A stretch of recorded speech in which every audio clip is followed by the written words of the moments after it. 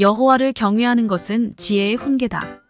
주기철 목사님과 사제지간이면서 주 목사님 교회의 장로님으로 심우하시던 조만식 장로님이 있었습니다.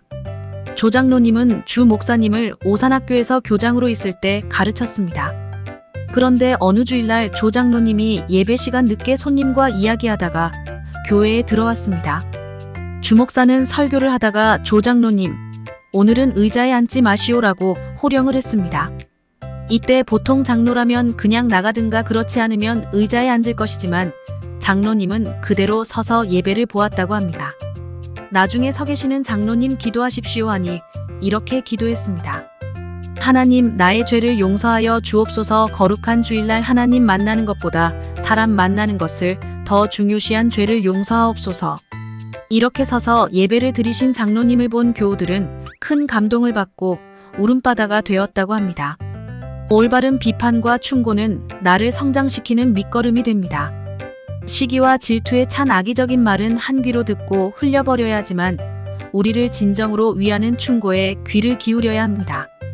그리고 선한 충고에 따라 삶의 태도를 바꾸어 나갈 때 더 성장하는 사람이 됩니다. 올바른 성품과 신앙에 도움이 되는 비판들은 겸허히 수용하십시오. 올바른 비판을 받아들이고 훈계를 받아들이는 자세를 가진 그리스도인의 삶에 대해 묵상해 보겠습니다.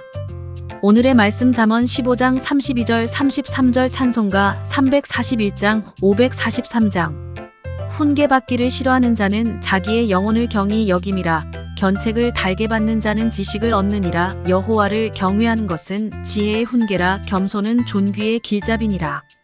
사람 사이 다툼의 이유 중 많은 부분을 차지하는 것은 누군가가 듣기 싫은 말을 했을 때일 것입니다.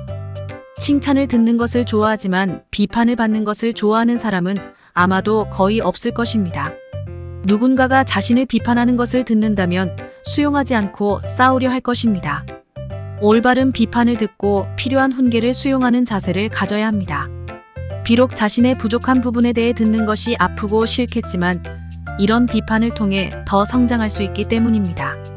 무조건적인 비난은 걸러 듣는 것이 맞지만 우리를 위한 충고에 귀를 기울일 수 있어야 합니다. 우리의 믿음과 영혼의 성장을 위해 필요한 비판과 훈계는 받아들이십시오. 성경은 훈계받기를 싫어하는 자는 자기의 영혼을 경히 여김이라 라고 가르칩니다.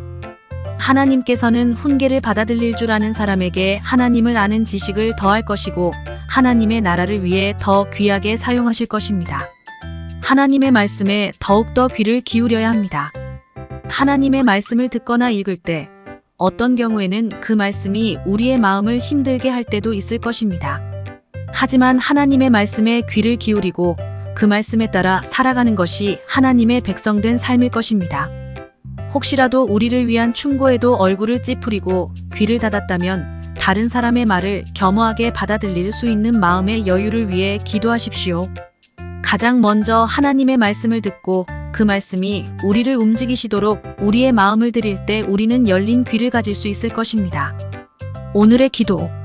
주님, 믿음과 영혼의 성장을 위해 올바른 비판을 싫어하지 않고 잘 수용할 수 있도록 먼저 하나님의 말씀에 귀를 기울이게 하옵소서. 예수님의 이름으로 기도합니다.